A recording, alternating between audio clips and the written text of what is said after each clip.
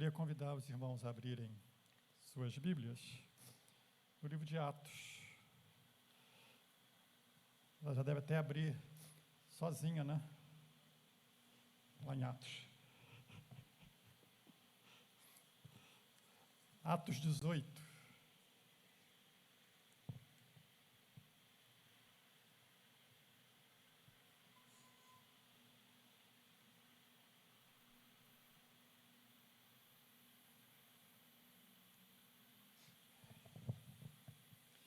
Eu vou estar lendo aí esses primeiros versos até o verso 5. Diz assim a palavra. Atos 18. Depois disto, deixando Paulo Atenas, partiu para Corinto. Lá encontrou certo judeu chamado Áquila, natural de Ponto, recentemente chegado da Itália com Priscila, sua mulher, em vista de ter Cláudio decretado que todos os judeus se retirassem de Roma. Paulo aproximou-se deles e, posto que eram do mesmo ofício, passou a morar com eles e ali trabalhava, pois a profissão deles era fazer tendas. Todos os sábados discorria na sinagoga, persuadindo tanto judeus como gregos. Quando Silas e Timóteo desceram da Macedônia, Paulo se entregou totalmente à palavra, testemunhando aos judeus que o Cristo é Jesus. Amém? Somente até aqui a palavra que vamos ler hoje, depois então a gente continua no texto, numa outra oportunidade. Vamos orar mais uma vez, pedindo que Deus nos conduza e que nos fale o coração, nos ensine, nos instrua nesta noite. Você deseja isso para você? Então peça isso em oração.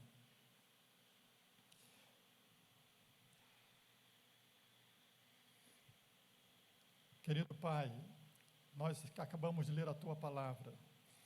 Ela é não apenas uma fonte de informação, mas uma fonte de transformação para nós. E pedimos que ela hoje esteja também, não apenas nos informando, mas nos transformando, nos ensinando, mas também trabalhando em nós aquilo que o Senhor quer despertar em nós, produzir em nós, Senhor.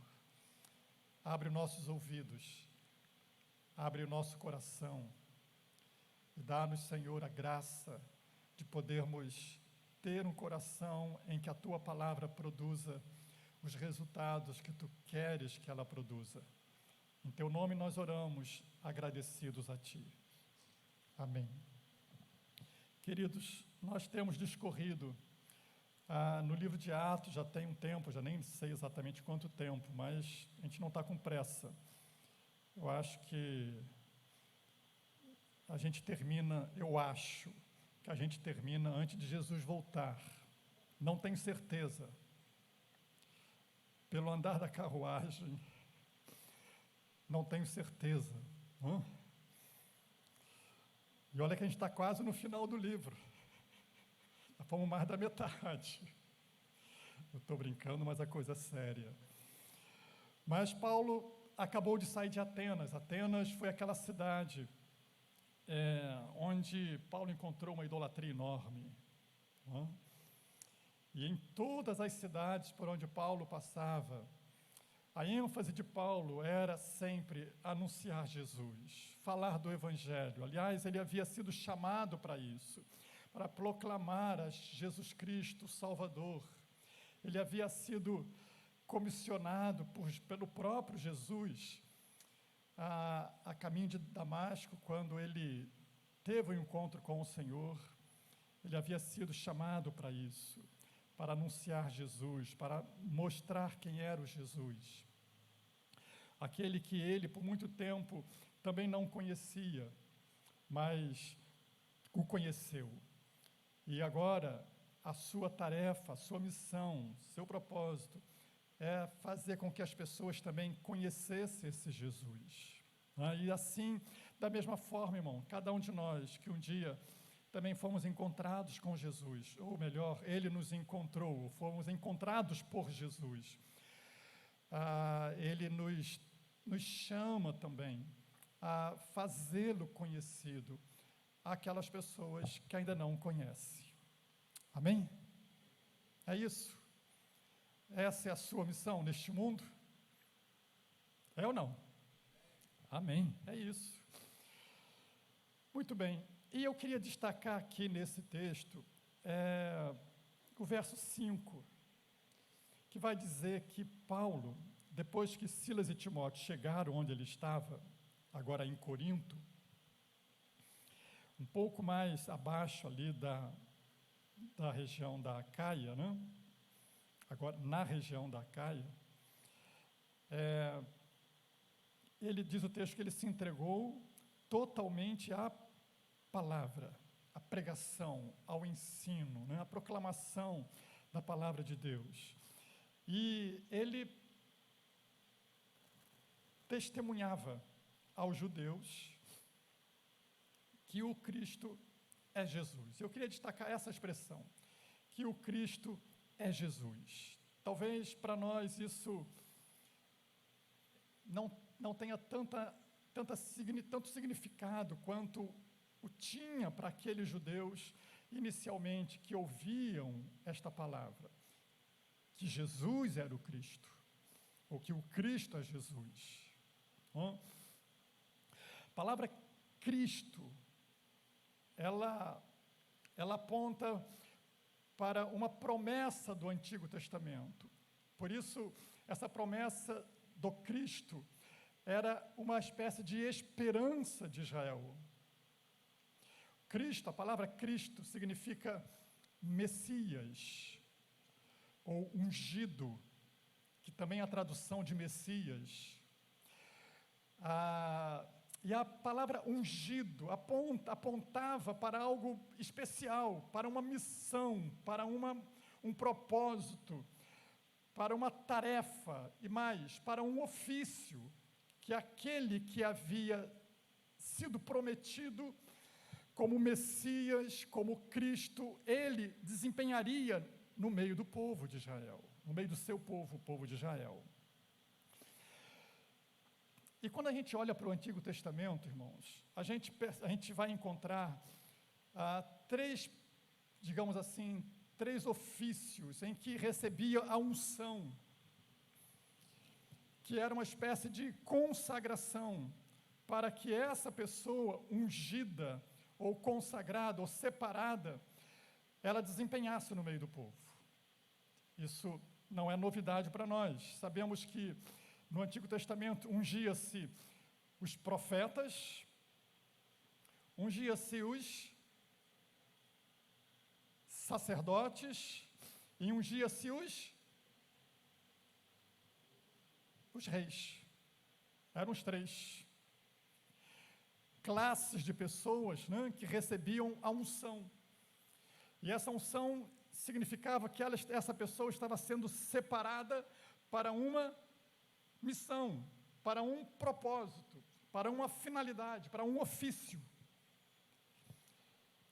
E quando Paulo fala àqueles judeus que Jesus era o Cristo, ou que o Cristo era Jesus, ele está dizendo que esse Cristo, ou esse o ungido, era aquele que Deus havia prometido, que Deus havia separado, que Deus havia enviado a este mundo com uma missão.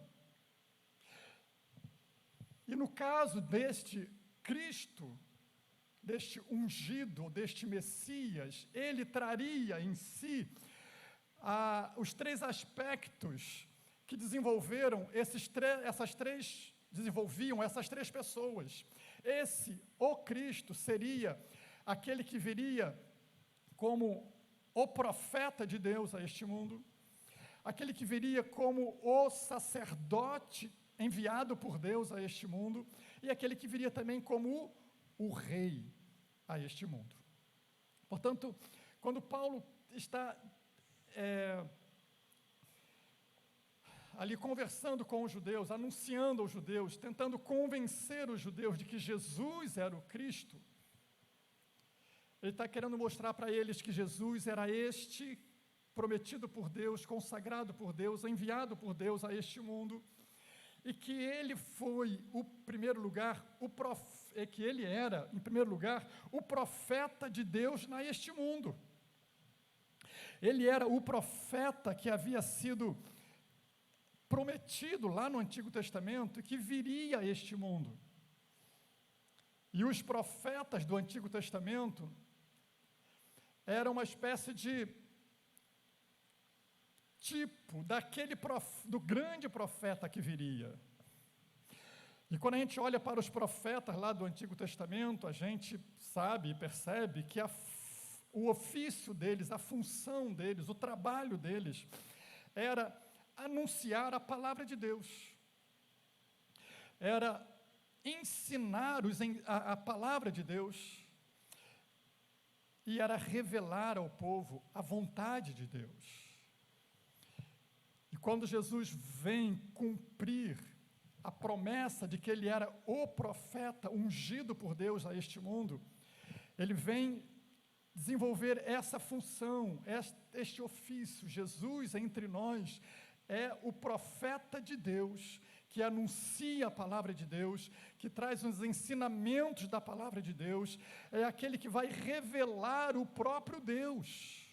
Portanto, em primeiro lugar, Paulo está mostrando para aqueles judeus que Jesus, ou Cristo, é a própria palavra de Deus entre nós, é o próprio Deus revelado entre nós. Jesus é esse profeta que veio até nós, a este mundo. Ele é a voz de Deus entre nós. Ele é aquele que veio nos ensinar e nos revelar a vontade de Deus para nós.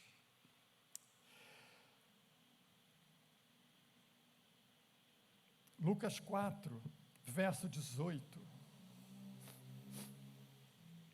Evangelho de Lucas 4, verso 18, vai dizer assim: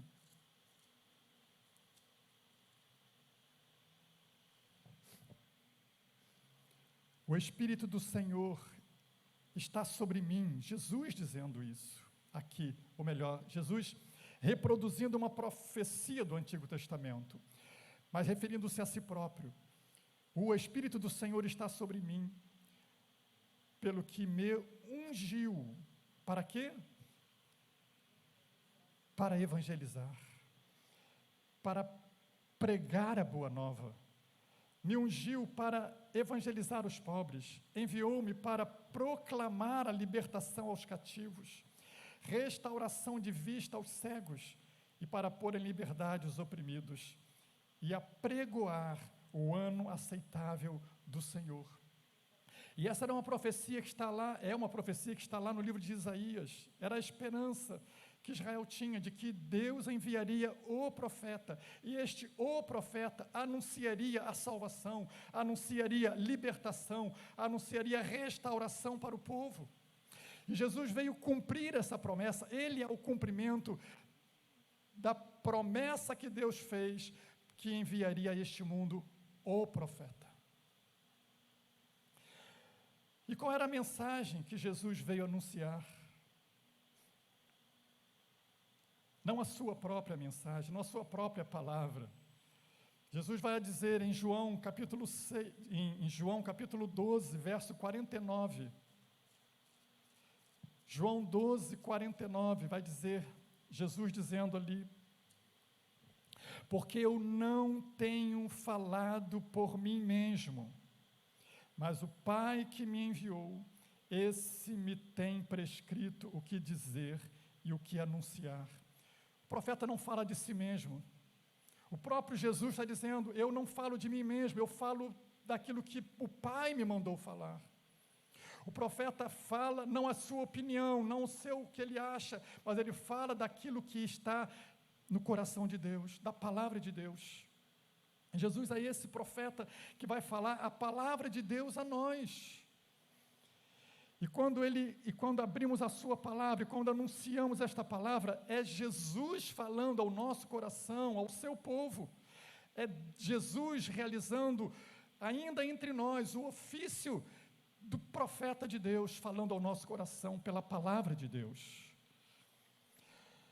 Alguns naquela época já perceberam isso e disseram em João 6, verso 14.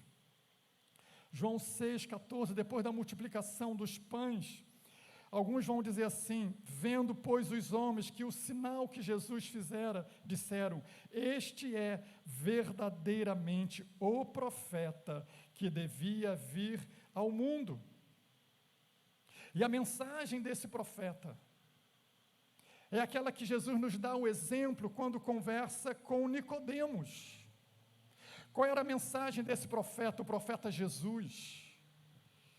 João 3,16, talvez seja o texto mais direto naquilo que é a essência da mensagem desse profeta, o profeta Jesus que veio a nós.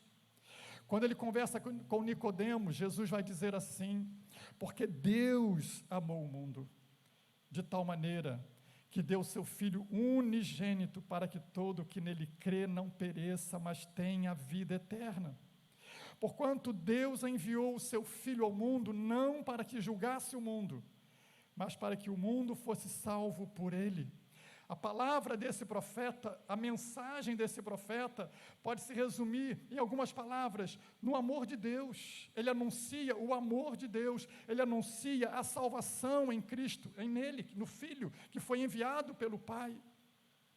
Essa é a mensagem deste profeta: o amor de Deus, a salvação em Cristo Jesus, a vida eterna.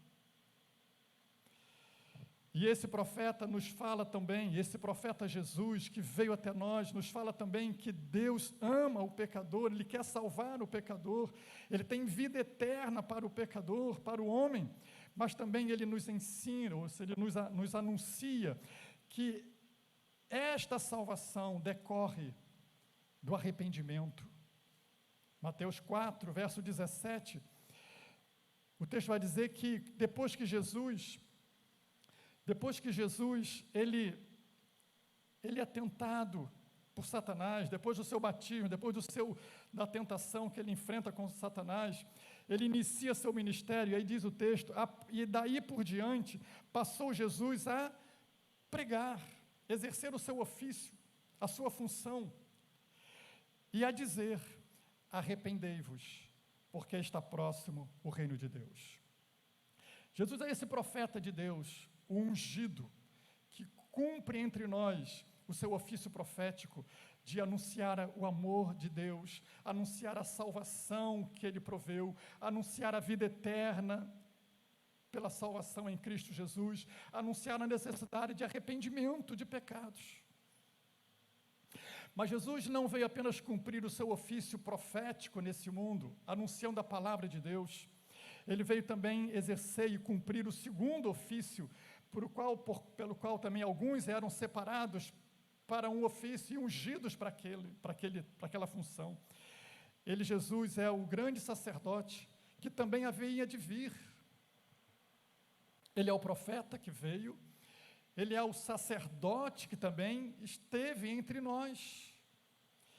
Qual era a função do sacerdote?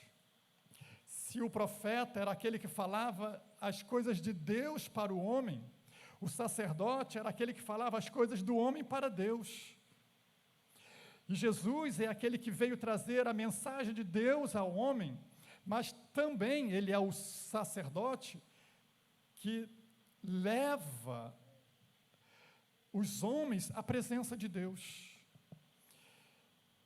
Os sacerdotes do Antigo Testamento, eles cumpriam o seu ofício de forma temporária,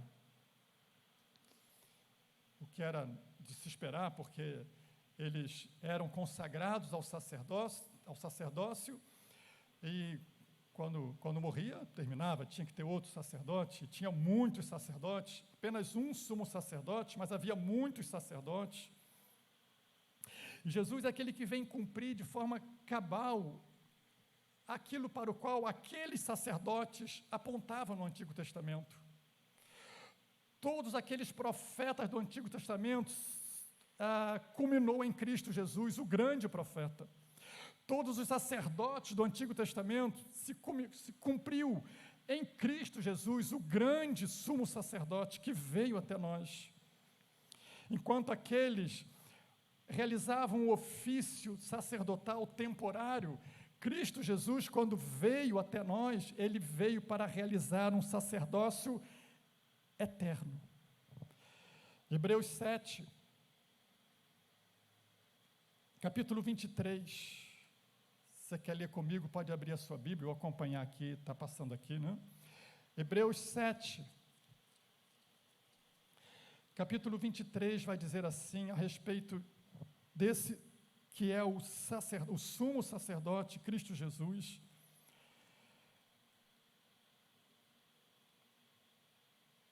Ora, aqueles, referindo-se aos sacerdotes do Antigo Testamento, aqueles são feitos sacerdotes em maior número, porque são impedidos pela morte de continuar. Este, referindo-se a Jesus, no entanto, porque continua para sempre, tem o sacerdócio imutável. Por isso também pode salvar totalmente os que por ele se chegam a Deus, vivendo sempre para interceder por eles. Jesus, hoje ainda, exerce esse ofício sacerdotal. É ele que, diferentemente daqueles sacerdotes que morriam e iam para o pó, ele é aquele sacerdote que, embora tendo passado também pela morte, mas ressurgiu da morte, e por conta disso, ele é um sacerdote imutável. E o seu ofício continua ainda hoje, ele ainda hoje intercede por nós, intercede pelos pecadores. Ele é aquele que está diante de Deus, o Pai, intercedendo por mim e por você, agora, nesse momento. Ele está intercedendo pela minha vida, pela sua vida. Ele é o sacerdote eterno, o sacerdote imutável.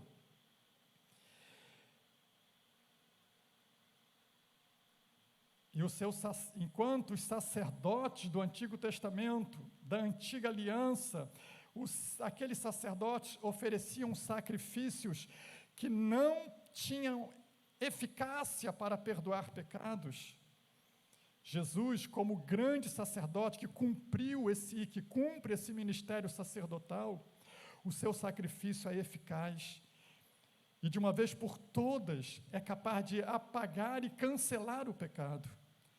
Hebreus 10, verso 11 vai dizer: ora, todo sacerdote se apresenta dia a dia a exercer o serviço sagrado e a oferecer muitas vezes os mesmos sacrifícios, referindo-se aos sacerdotes do Antigo Testamento, da Antiga Aliança. Jesus, porém, tendo oferecido para sempre um único sacrifício pelos pecados, assentou-se à destra de Deus, aguardando daí em diante, até que os seus inimigos sejam postos por estrado dos seus pés. Porque com uma única oferta, aperfeiçoou para sempre quantos estão sendo santificados. Irmãos, vamos ler de novo isso aqui com calma, vamos? A palavra de Deus está dizendo que Jesus cumpriu um sacerdócio, cumpriu o seu ofício, muito diferente daqueles antigos sacerdotes, cujo sacerdócio oferecia sacrifícios incapazes de perdoar pecados.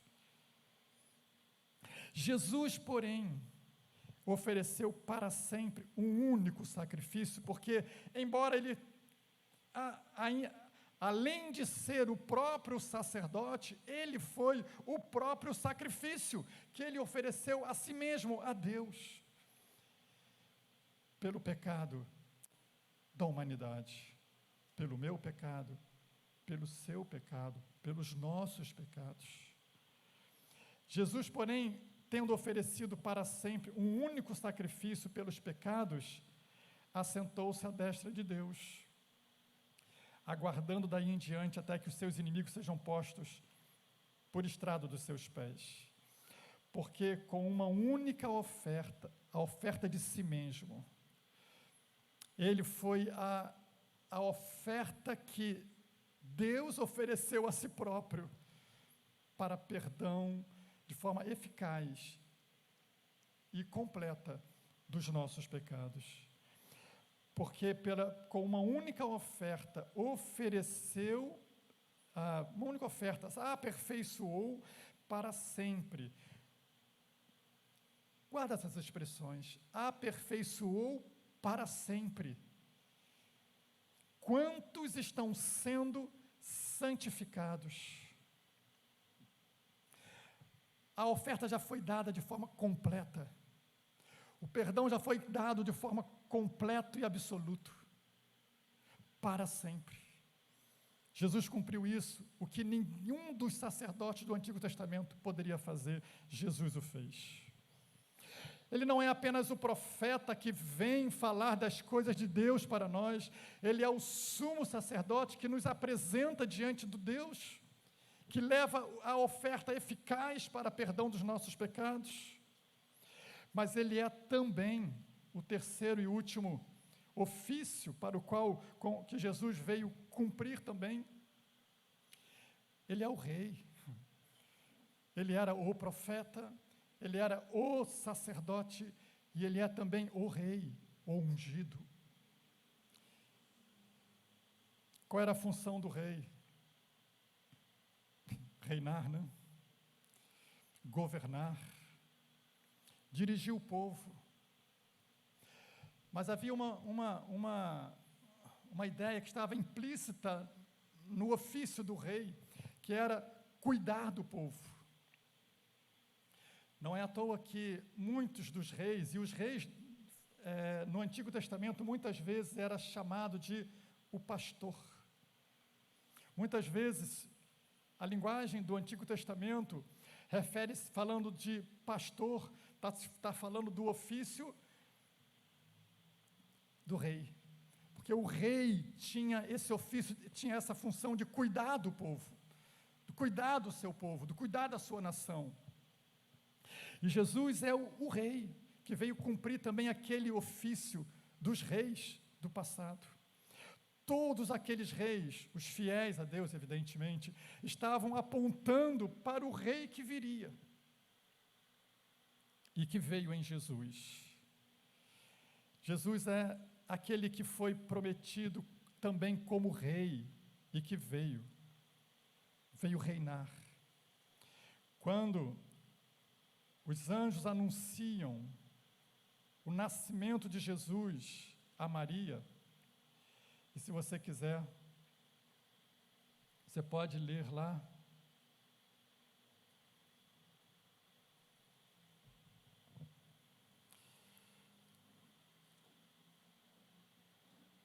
Lucas 1, 32 a 30 e 33. Este será grande e será chamado Filho do Altíssimo.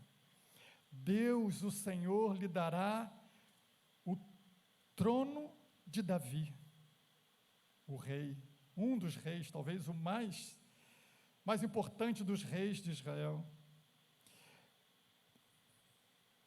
Ele será chamado Filho do Altíssimo. Deus, o Senhor, lhe dará o trono de Davi, seu pai. Ele reinará para sempre sobre a casa de Jacó, sobre Israel. E mais, 33, né? E o seu reinado não terá fim. Jesus veio. Jesus é o rei, não é? Ele veio, nasceu. Os judeus esperavam esse rei que reinaria sobre a casa de Jacó. Mas esqueceram que ele, antes de ser o rei, que reinaria sobre a casa de Jacó, ele seria o profeta de Deus, que falaria a palavra de Deus, que anunciaria o plano da salvação. E eles não entenderam. Muitos não entenderam. E Paulo está querendo que os judeus percebam isso. Jesus é o Cristo.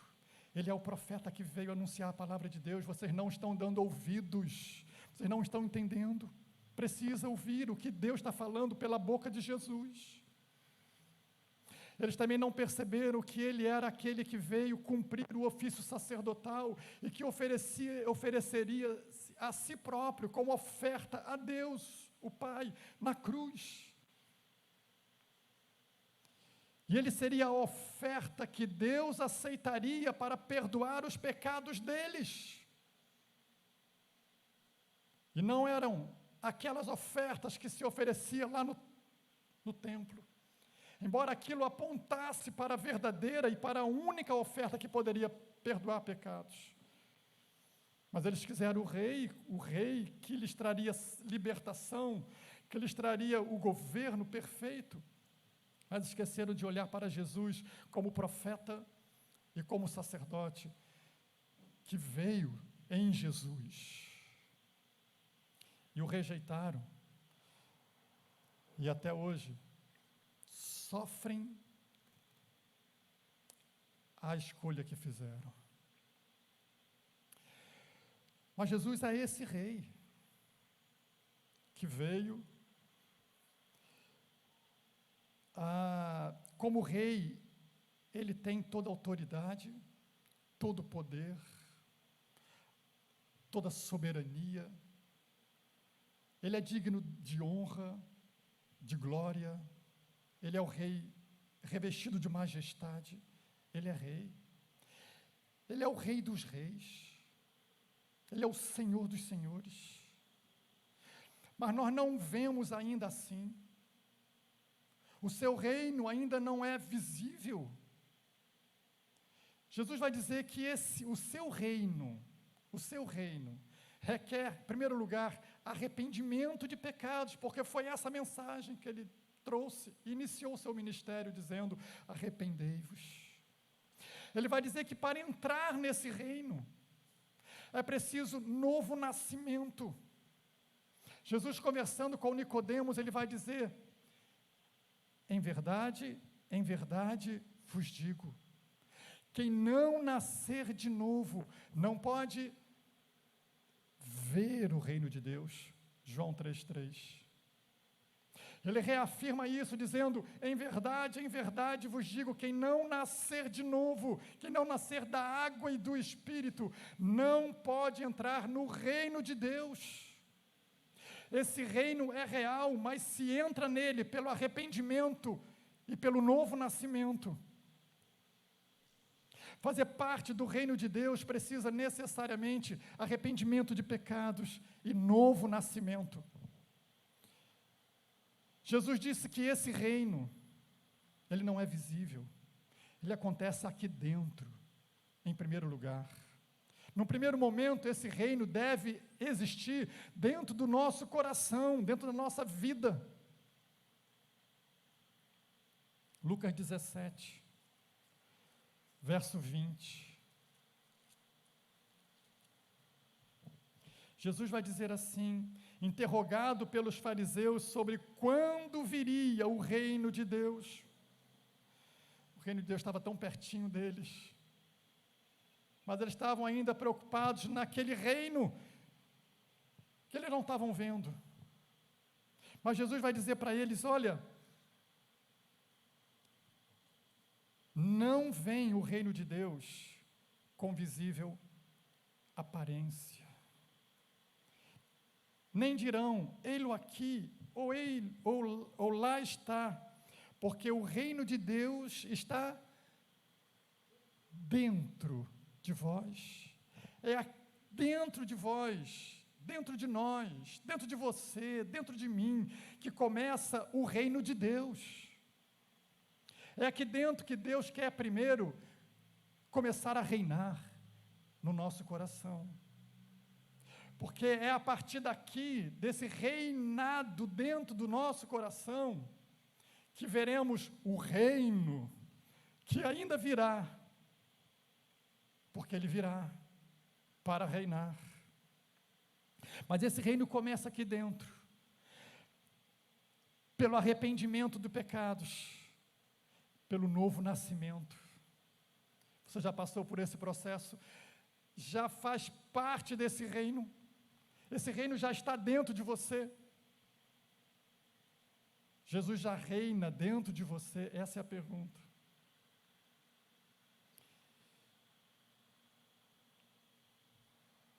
Esse reino é um reino eterno. Ele não terá fim. Porque não é um reino de homens. É o reino do Deus que se fez homem. Mas é Deus. Ele é o eterno profeta de Deus. Aquele que fala, aquele que ministra a vontade de Deus, aquele que está ainda falando hoje pela sua palavra, mostrando a necessidade de arrependimento, de conversão, de que se abra o coração para o novo nascimento, e que ele comece a reinar aqui dentro, no nosso coração, na nossa vontade, no nosso desejo, nas nossas escolhas. Ele é aquele que veio para fazer o que nenhum sacerdote da antiga aliança poderia fazer, oferecer um sacrifício que perdoasse eficazmente o pecado, e ele o fez. Portanto, somente por meio dele, porque ele é o mediador, o eterno mediador, que o homem pode se achegar a ele, e que o homem pode receber dele o perdão dos seus pecados, pela intercessão dele diante do Pai. Porque o que ele faz é apresentar diante de Deus o seu sacrifício, mediante o qual Deus pode perdoar o meu pecado.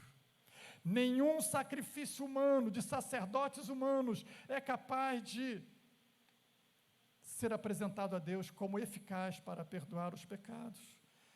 Por isso Jesus veio, e para isso ele morreu naquela cruz. Por isso, a oferta que ele apresentou foi a oferta de si próprio. Uma oferta perfeita e sem pecado e eficaz para perdoar o pecado de todo aquele que crê, que se arrepende e que se entrega a ele. Jesus é esse rei, Jesus é esse profeta que veio, Jesus é esse sumo sacerdote que esteve entre nós, Jesus é o rei que esteve entre nós e que ainda vai voltar para implantar o seu reino de forma visível e absoluta nos céus e na terra. Jesus nos ensinou a orar por esse reino. Quando ele disse: vós orareis assim, Pai nosso que estás nos céus, venha o teu reino, venha o teu reino. Jesus nos chama a clamar ao Pai por este reino que Jesus virá implantar ainda nesta terra, irmãos. Porque ele é o rei que reinará para sempre sobre a casa de Jacó. Ele é o filho de Davi. Por direito, ele é o rei que reinará nesta terra. Hoje, Israel ainda não consegue ver como não conseguia ver. Paulo estava tentando mostrar para aqueles judeus que Jesus era esse rei. Muitos deles não conseguiram enxergar. Ainda muitos hoje ainda não conseguem enxergar que Jesus é este que veio como o profeta de Deus para este mundo, para falar, é a voz de Deus entre nós. Que Jesus veio para ser o sacerdote eficaz, que apresentasse um sacrifício eficaz para perdoar os pecados. E muitos procuram inúmeras outras formas e recursos humanos para apresentar a Deus, como que se Deus aceitasse qualquer outro sacrifício que não seja aquele que o seu próprio Filho ofereceu na cruz para perdão dos pecado dos pecadores. Por isso Paulo vai dizer que a salvação não é pelas obras, mas é pela graça, pela fé, mediante a fé em Cristo, na justiça que vem dele. Esse reino, esse Rei Jesus, o seu reino, Paulo vai dizer, é um reino de justiça, é um reino de paz e um reino de alegria. Romanos 14, 17. O reino de Deus não é comida, não é bebida, mas o reino de Deus é justiça. Segundo, paz. Terceiro, alegria no Espírito. Essas três palavrinhas apontam para o Deus Trino. O reino de Deus tem a ver com a justiça de Jesus. É a justiça de Cristo que nos insere no reino, porque é por essa justiça que Ele cancela os nossos pecados e nos faz nascer de novo. O reino de Deus tem a ver com paz, porque uma vez justificados diante de Deus, nós temos paz com Deus. E esse reino tem a ver também com alegria, porque se o homem tem paz com Deus, a alegria do Espírito no seu coração. O reino de Deus é justiça, é Cristo justificando o pecador. O reino de Deus é paz, é Cristo reconciliando, é o homem sendo reconciliado com Deus e por isso tendo paz. O que tem faltado a este mundo é o homem se encontrar ou se reencontrar com Deus, sendo justificado por Cristo para ter paz, para apaziguar a sua relação, o seu relacionamento com Deus. E o fruto disso é a alegria do Espírito, na alma, saber que os pecados foram perdoados, saber que nós podemos olhar para o alto e esperar sim um reino que há de vir, o rei que há de vir para buscar aqueles que foram justificados pelo seu sangue e reconciliados com o Pai. Amém? Agora, queridos, para a gente fechar aqui, quando Jesus cumpre esses três ofícios que estavam apontados pelos profetas, pelos sacerdotes e pelos reis, quando Jesus encerra em si e cumpre de forma completamente realizada esses três ofícios, profeta, sacerdote e rei, ele volta para o céu, não é? Ele foi para o Pai, ele está diante do Pai. Agora, ele deixou nessa terra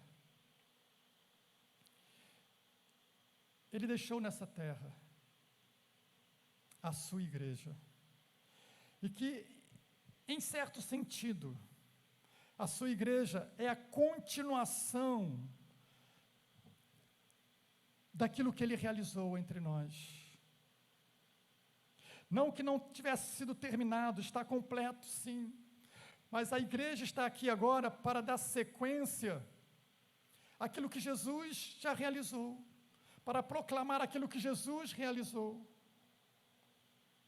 aquilo que Jesus cumpriu. A igreja está neste mundo também para refletir o ofício profético que Jesus cumpriu entre nós.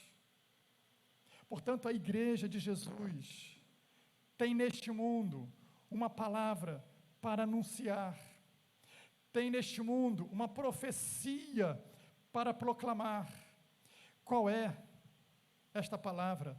Aquela mesma que o primeiro, o grande profeta, deixou para nós anunciar: o amor de Deus, a salvação em Cristo, a necessidade de arrependimento, de novo nascimento. Esta é a mensagem que Jesus, o profeta, deixou para a sua igreja, como porta-voz desta mensagem para anunciar a este mundo hoje, através da sua palavra, através das nossas vidas, onde estivermos. Ela está aqui, a igreja está aqui para anunciar a palavra de Deus. Assim como Jesus esteve aqui entre nós e foi o profeta que anunciou a palavra de Deus. A igreja está aqui para ensinar esta palavra àqueles que precisam entendê-la. Como Paulo estava fazendo, aqueles que estavam ali, que ainda não tinham entendido que Jesus era o Cristo. A nossa tarefa nesse mundo, o nosso trabalho nesse mundo, para isso o Senhor nos ungiu, para isso o Senhor derramou sobre nós, sobre a igreja dele, o Espírito Santo, porque aquela palavra que se cumpriu em Jesus, quando ele disse, o Espírito de Deus está sobre mim, e me ungiu para proclamar a palavra, para anunciar libertação aos cativos.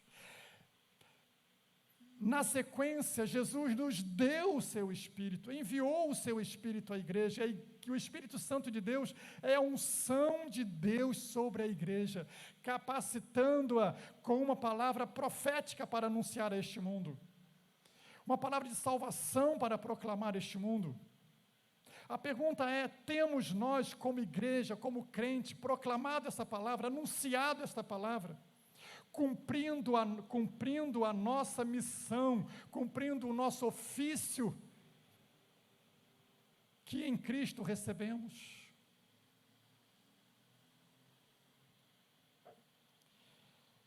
Além do ofício profético que Jesus cumpriu entre nós e deixou para a sua igreja cumprir também, Ele nos deixou um ofício sacerdotal. Não mais como aqueles do Antigo Testamento que ofereciam sacrifícios de animais no templo, nos altares humanos. Mas Ele nos deixou um ofício sacerdotal e nós agora oferecemos a Deus sacrifícios por meio de Cristo. Quais sacrifícios? Eu posso relacionar alguns deles aqui, pelo menos 3. Hebreus 13, verso 15.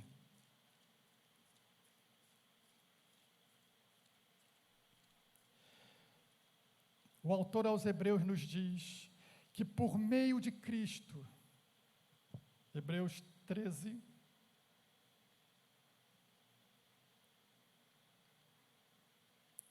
eu falei 15, né? Sim, 3,15.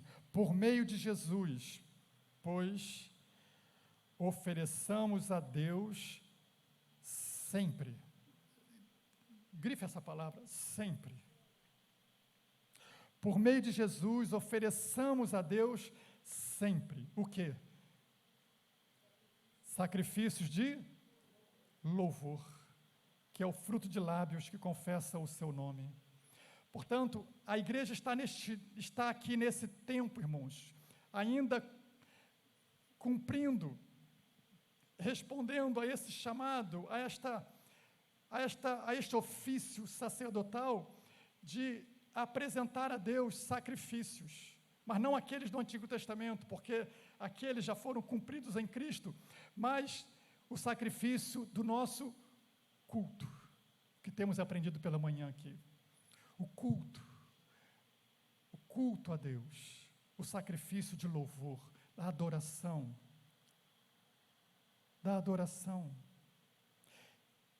Esse momento em que a igreja se reúne para oferecer a Deus, para oficiar a Deus um sacrifício de adoração, de culto. Irmãos, isso nós precisamos estar muito bem, isso precisa estar muito bem compreendido por nós, do que estamos fazendo aqui, do que viemos fazer aqui.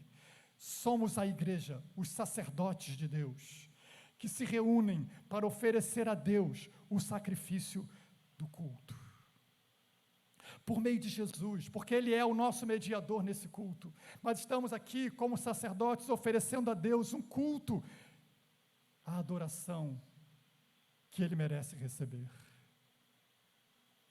Não cumprimos programa como viemos aqui, não assistimos culto quando estamos aqui. É um engano quando dizemos vem assistir um culto, eu vim assistir um culto, fui assistir um culto. Não. Você presta um culto a Deus. Um culto de adoração, de louvor, por meio de Jesus, a Deus. É o culto da vida também, como temos aprendido pela manhã aqui. Romanos 12:1. Romanos 12:1 é o texto profundíssimo, irmãos. Que a gente precisa pensar muito nele. Rogo-vos, pois, irmãos, pelas misericórdias de Deus, que apresenteis o vosso corpo, ou a vossa vida, apresenteis o vosso corpo por sacrifício vivo, santo e agradável a Deus, que é o vosso culto racional. Às vezes eu escuto alguém dizer: Deus não quer mais sacrifício.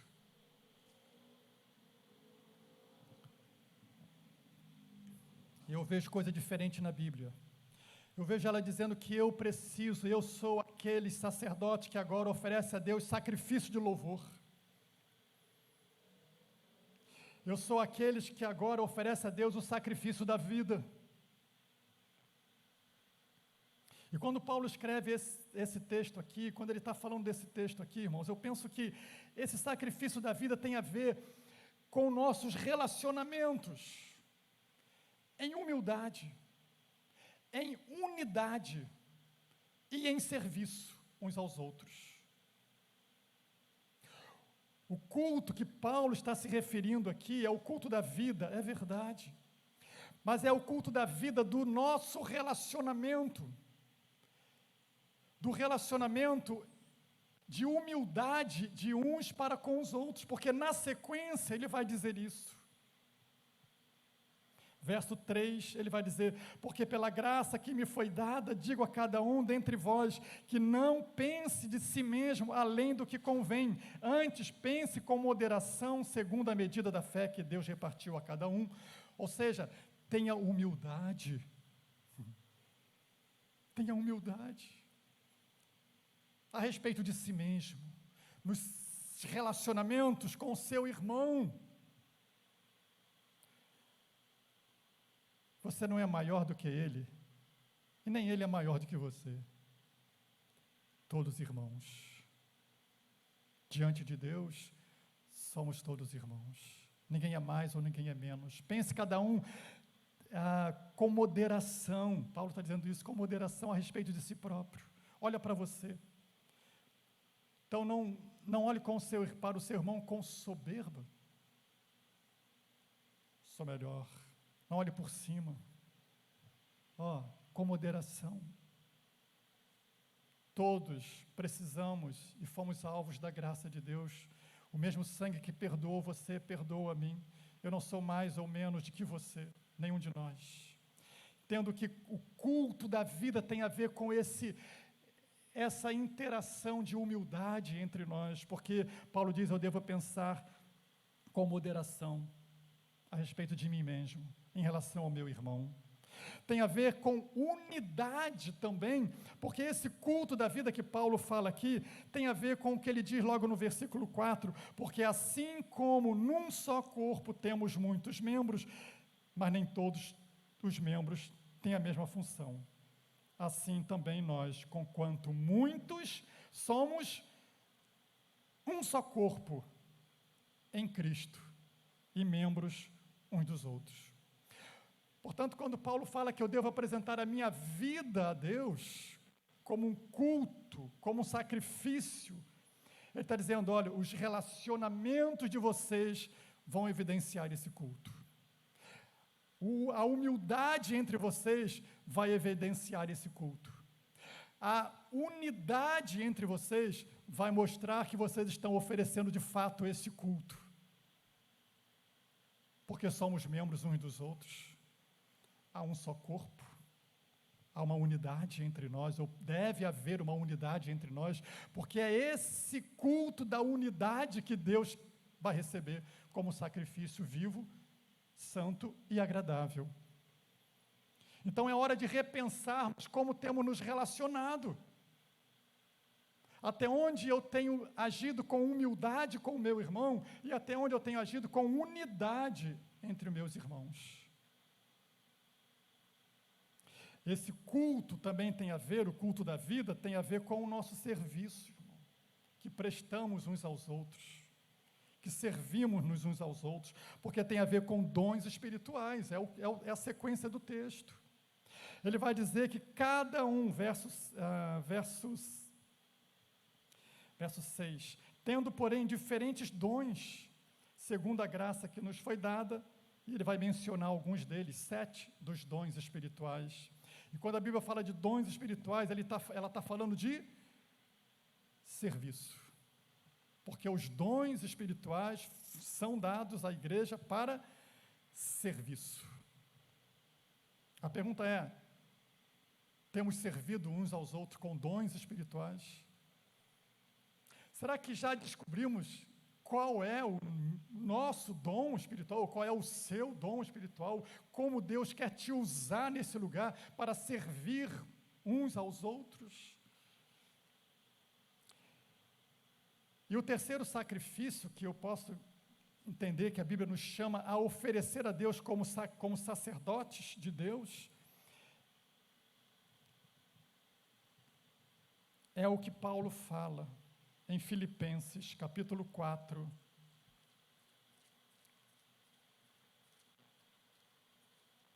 Filipenses, capítulo 4, verso 17 e 18. Paulo está, nesse momento aí, agradecendo aos filipenses o cuidado deles em enviar ofertas para a obra. No caso específico aqui, para sustento dele, para a obra de Deus, para a obra missionária, para a obra de Deus de um modo geral, para o sustento, o financiamento da obra de Deus nesse mundo. Paulo está agradecendo aos filipenses, dizendo, não que eu procure donativos, mas o que realmente me interessa é o fruto que aumente o vosso crédito. Recebi tudo, tenho abundância, estou suprido, desde o dia em que Epafrodito me passou às mãos o que me veio da vossa parte. Agora observa como Paulo classifica essa oferta da igreja dos filipenses, como Paulo classifica o ato deles doarem recursos para a obra. Paulo vai dizer, me passou às mãos o que me veio da vossa parte como aroma suave, como sacrifício aceitável e aprazível a Deus. Em outras palavras, a palavra de Deus está dizendo que a nossa contribuição fiel à obra de Deus é um sacrifício aceitável e aprazível a Deus. Irmão, se Deus vai te abençoar, vai multiplicar, irmão, isso é outra história, é promessa, é verdade, vai. Mas antes disso, a nossa fidelidade a Deus precisa ser encarada como um ato de quem oferece a Deus um sacrifício. E a ideia não é daquilo que é penoso, daquilo que é sofrido, não. É um ato de adoração, de gratidão, de louvor. Porque os sacrifícios também lá do Antigo Testamento apontavam nesse sentido. Os sacrifícios não eram apenas apontando para o perdão do grande sacrifício que viria no futuro, mas também havia os sacrifícios que eram chamados dos sacrifícios pacíficos. Não tinha a ver com pecado, tinha a ver com gratidão. E Paulo está mostrando aqui que os sacrifícios que devem mover a igreja no exercício do seu ofício sacerdotal, primeiro, é o sacrifício da adoração coletiva. por meio de Jesus Cristo. O que nós fazemos aqui todo domingo, toda vez que nos reunimos, estamos oferecendo a Deus um sacrifício de adoração. Tem que ser encarado assim, porque é para ser assim. Nós viemos aqui, nós nos ajuntamos aqui para isso, para oficiar a Deus um sacrifício de adoração a Ele, porque Ele nos chamou para sermos os seus sacerdotes. Vós sois sacerdotes eleitos, Pedro vai dizer lá, escrevendo uma das suas cartas. A igreja também oferece esses sacrifícios com o culto da vida, nos nossos relacionamentos, vivendo em humildade, vivendo em unidade e servindo-nos uns aos outros com os dons espirituais que Deus dá à sua igreja. E também oferecemos a Deus sacrifícios quando nos tornamos fiéis na nossa contribuição para a obra de Deus. Irmãos, encare isso assim. Do contrário, você se tornará um crente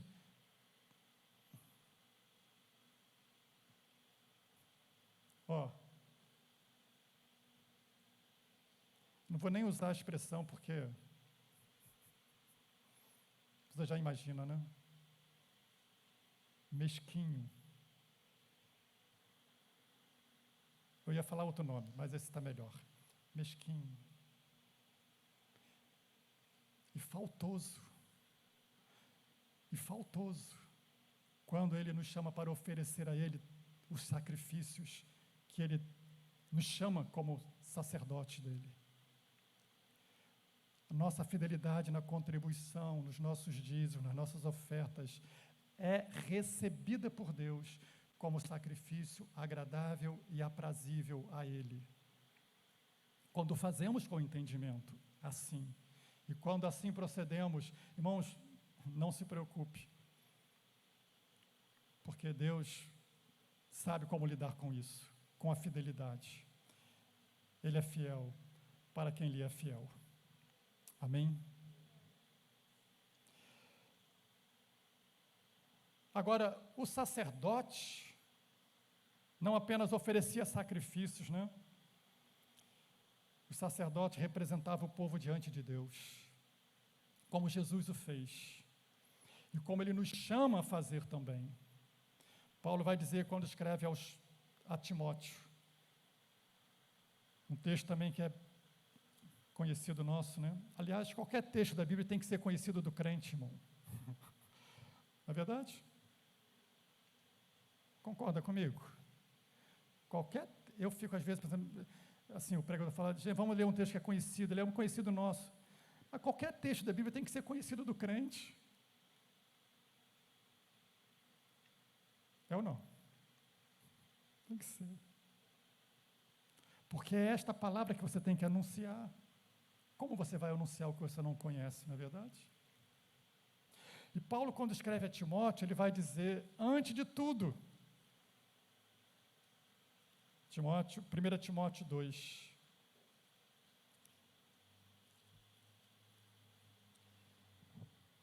vos exorto que se use a prática de súplicas, orações, intercessão. Aí o papel do ofício, o ofício do sacerdote, intercessão, ações de graças em favor de todos os homens. Somos chamados como sacerdotes, não apenas para oferecer a Deus sacrifícios, mas também para interceder por aqueles que estão perdidos, que precisam de salvação. É o meu e o seu papel, como sacerdote de Deus, em Cristo Jesus, por meio de Cristo Jesus. Amém? Vamos ter esse momento de orar, de intercessão. E eu queria pedir que Mariane pusesse aqui à frente, aqui projetasse aqui. Nós estamos, irmãos, nessa direção de anunciar a palavra de Deus àqueles que precisam conhecê-la. Somos profetas de Deus neste mundo. Amém? somos a voz de Deus neste mundo. Somos o portador da palavra de Deus para anunciar a este mundo a salvação em Cristo. Somos os sacerdotes que estão apresentando diante de Deus pela oração e súplica por aqueles que não têm como se achegar a Deus, porque ainda não conhecem a mediação, o mediador. Mas você conhece, nós conhecemos. E o Senhor Jesus nos chama a orar por eles, a clamar por eles. E eu quero convidar você a fazer isso nessa hora. Por essas pessoas e por tantos outros que vão entrar ainda nessa lista aqui, que são pessoas que estamos orando, intercedendo, clamando a Deus, para que Deus toque nos corações, para que o Espírito Santo de Deus trabalhe novo nascimento nessa vida, irmãos. Nós não estamos aqui trabalhando para fazer prosélitos, para encher cadeiras, estamos aqui trabalhando para fazer discípulos de Jesus. Como profetas de Deus, anunciando a esta terra, a este mundo, a boa nova de salvação. Mas como sacerdotes de Deus, estamos aqui para interceder por aqueles que não têm como se achegar diante de Deus, porque não conhecem um mediador. Mas eu conheço, você conhece, e aqui está o nosso, talvez uma das nossas, não posso dizer mais importante, mas tão importante tarefa, ofício, de orar e interceder pelos que estão perdidos. E eu quero chamar você a fazer isso agora. Você deseja fazer isso? Em nome de Jesus. Queria desafiar você, ou fazer como você quiser. Se você quiser ficar aí sentado, sim. Se não, se juntar ao seu irmão do seu lado, e os dois, cada um fazer uma oração. Ore por esses nomes. Talvez alguns deles você conheça, talvez não. Mas não tem problema, Deus conhece. E vamos oferecer a Deus agora esse momento de intercessão por aqueles que estão precisando de salvação. Alguns aqui são muito próximos de nós, pessoas queridas, amadas, mas que estão indo para um lugar completamente diferente. Ainda não conhecem o Rei Jesus, o Salvador, mas precisa conhecer, irmãos. E a igreja está aqui para fazer Jesus conhecido. Vamos orar. Junta aí com o seu irmão. Vamos ficar em pé um pouquinho para descansar, se você puder. Se não puder, não tem problema. Mas junta aí o seu irmão. Comece a orar. Ore por essas pessoas. Temos aqui alguns nomes. Leia aí 2 ou 3, mesmo que você não conheça. Mas ore por eles. Ore por essas pessoas. Deus conhece. Quem está em casa, talvez, ouvindo e participando desse momento, ore também. Interceda ao Senhor para que Deus alcance essas pessoas pelo seu Espírito, para que Deus converta os corações a Ele. Você deseja ver pessoas convertidas a Jesus? Eu quero, irmãos. Mais que isso, Deus quer. Paulo diz aqui no texto de Timóteo, que isso é bom e aceitável diante de Deus. Talvez uma referência a uma oferta de súplica, de intercessão. Deus se agrada disso quando oramos por aqueles que precisam de salvação, porque Ele quer que todos se salvem. Ele quer que todos cheguem ao pleno conhecimento da verdade. Então vamos orar agora. Feche os seus olhos. Senhor, nós levantamos a nossa voz a Ti. O Senhor foi aquele que veio a este mundo, o ungido de Deus, que veio trazer a palavra de Deus, que veio nos anunciar a salvação, aquele que veio ser o nosso sacerdote, o nosso grande sumo sacerdote, que nos apresentou diante do Pai com um sacrifício de si mesmo, e por meio deste sacrifício o Senhor nos justificou, nos salvou. Obrigado por isso. Mas nós estamos aqui, Senhor, agora alcançados por esta mediação, intercedendo por aqueles que precisam conhecer a Ti. Algumas dessas pessoas estão aqui, Senhor, nesta lista de nomes que não são somente nomes, mas são pessoas, Senhor, que precisam ter um encontro com o Senhor. Eu estendo minha mão sobre essas vidas, Senhor. Assim como o Espírito Santo de Deus estava sobre Jesus e ungiu Jesus para pregar boa nova de salvação, proclamar libertação aos cativos. Eu creio, Senhor, que sobre nós, sobre a tua igreja, está o Espírito do Senhor, o Espírito Santo de Deus. E nós pedimos que por este Espírito Santo seja ministrado libertação aos cativos, boa nova de salvação sobre essas vidas, pessoas que estão em cativeiros, Senhor, da alma, do espírito, aprisionadas por Satanás, pela cegueira dos olhos, pela incredulidade do coração. Senhor, como igreja do Senhor, estendemos as nossas mãos para essas pessoas, não para nomes, mas para essas pessoas, porque são pessoas queridas, amadas do Senhor.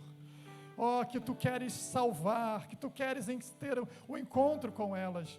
E nós rogamos a Ti, Senhor, usa a Tua igreja, usa a nossa vida na proclamação da Tua palavra a essas pessoas. Usa a Tua igreja, Senhor, nesse momento de intercessão, de súplica por essas pessoas, para que elas possam ter os seus corações tocados por Ti. Possam ter, Senhor, a compreensão em seus corações de que Jesus é o Cristo, é o Salvador, é o Redentor, é a voz de Deus ao homem, que Jesus é aquele que pode perdoar os pecados, é o Rei que há de vir para reinar. Usa a minha vida, Senhor, usa a vida dos meus irmãos, da Tua igreja, neste trabalho, Senhor, nesta obra, nesta função, neste ofício que o Senhor deu a nós, e que o Teu nome seja glorificado, hoje e sempre. Amém e amém. Aleluia.